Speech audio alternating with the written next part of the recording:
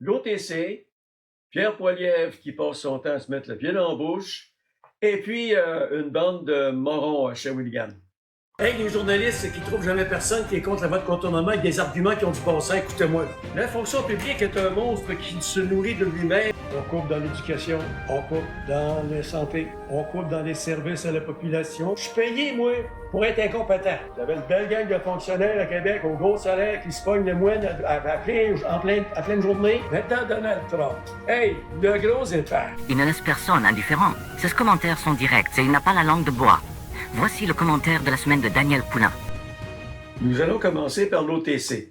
Je vous avais dit qu'on avait dépassé le délai légal pour avoir la réponse de l'OTC, mais il y a quelqu'un qui a fait un calcul très savant qui nous amenait au 9 juin.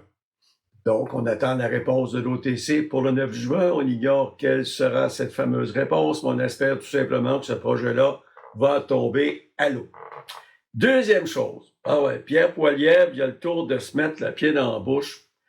Nous avons subi dans les 2 derniers trimestres au Canada une baisse du PIB, ce qui met le pays dans ce qu'on appelle une récession technique. Bon, ça c'est un terme savant pour les économistes qui essaient de nous expliquer que, bon, c'est 2 trimestres, mais pour parler vraiment d'une récession, il faut aller à 3 trimestres. Qu'est-ce que fait Pierre Poilievre? Ah, il demande un débat d'urgence à Ottawa, à Mark Carney, pour parler de la récession technique.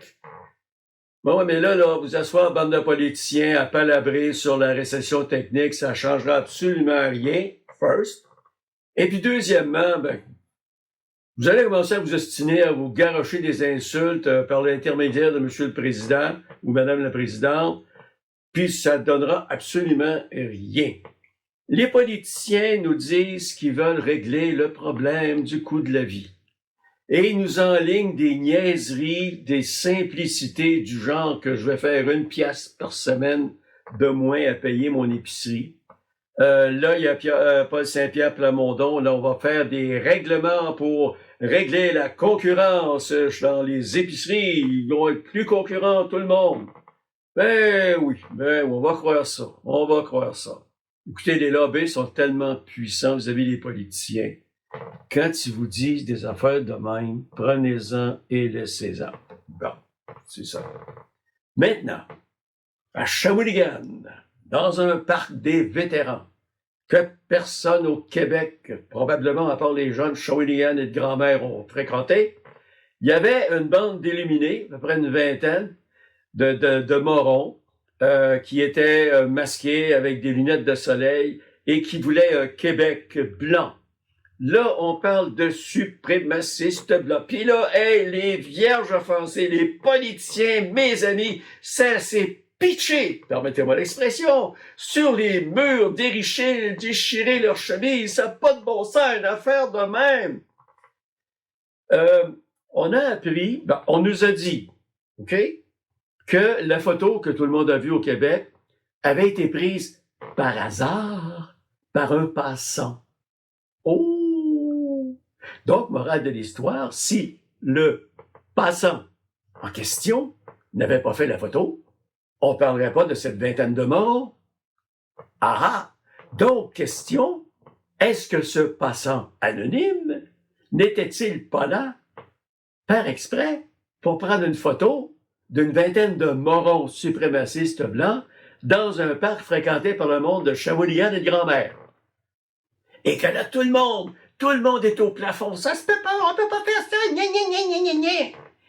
Écoutez, le problème qu'on a présentement, c'est que autant à la gauche qu'à la droite, on se polarise.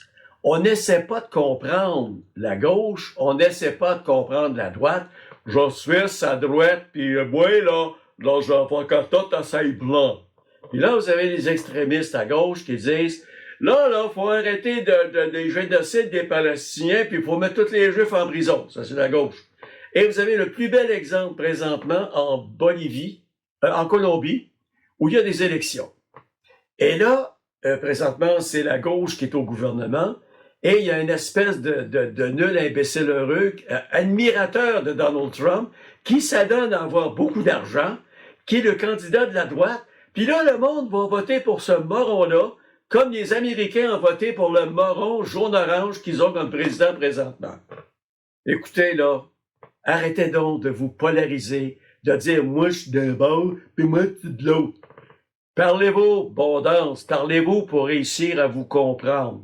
Et là, cette bannière-là, un Québec blanc, là, entre vous et moi, par votre bois, là, c'est vraiment pas fort. Puis en plus, les morons, la vingtaine de morons, si t'es pas capable de te montrer à la face pour défendre tes idées, mettons que tu vaux pas ben plus cher que le Doritos qui sert de président aux Américains, qui va avoir un combat sur les parterres de la Maison-Blanche. J'ai vu l'espèce de crabe qu'ils sont en train de faire au-dessus du show. Ah, il paraît que c'est USC qui va payer le 60 millions que ça coûte, cette cochonnerie-là. Hey, les enfants, là, pensez-vous qu'il est assez niaiseux pour tout payer ça? Non, non, non, non. Il y a des chums à Trump vont payer une partie de ça. Puis ah ouais, amène-en, c'est pas de longueur. Et là, il va avoir son gros show Freedom 250 et il va être la grande vedette parce que Donald Trump, mesdames et messieurs, au cas où vous ne le sauriez pas, ben, il est encore plus populaire qu'Elvis Presley n'a jamais été. Et sur ce, ben, quand vous écoutez les politiciens, prenez-en puis laissez-en.